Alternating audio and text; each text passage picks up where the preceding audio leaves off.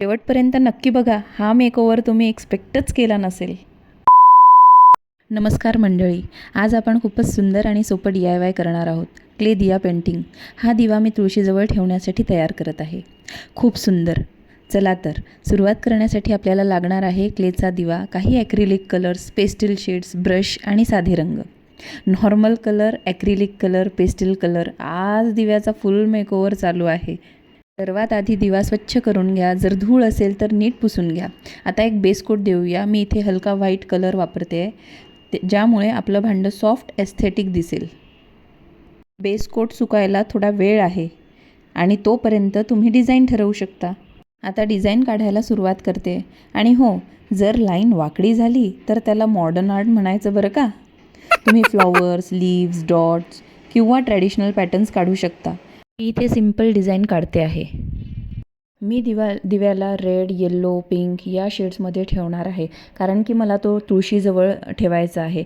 तुम्ही जास्त जर क्रिएटिव्ह व्हायचं असेल तर कॉन्ट्रास्ट कलर्स वापरा, जसं pink and yellow, blue, white combination खूप छान दिसतात. आपण इथे आतल्या दिव्याला पण पेंट करून घेऊ. बघू शकताय तुम्ही, ह्यालासुद्धा मी रेड आणि येल्लो हे कॉम्बिनेशन वापरणार, जेणेकरून त्याचं तो एस्थेटिक दिसेल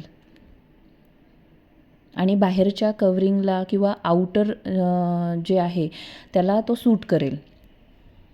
जशी दिव्याच्या टॉप लेवलला डिझाईन आहे तशीच आपण त्यालाच आउटर लाईन करून घेऊ, म्हणजे तो एक पेटल्सचा लुक येईल.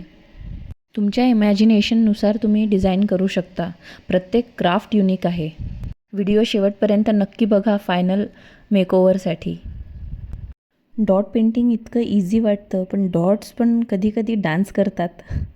सगळं पेंटिंग कंप्लीट झाल्यावर ते पूर्णपणे सुकू द्या.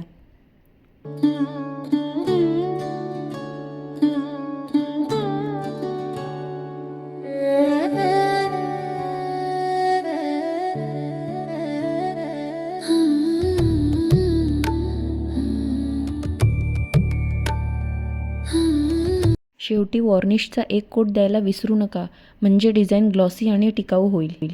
आता बघा आधीचा दिवा आणि मेकओव्हर झालेला सेलिब्रिटी दिवा. तर बघा किती सोप्या पद्धतीने आपण एक साधा मातीचा दिवा सुंदर डेकोरेशन पीसमध्ये बदलला.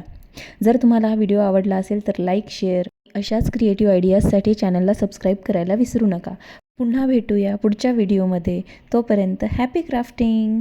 बाय.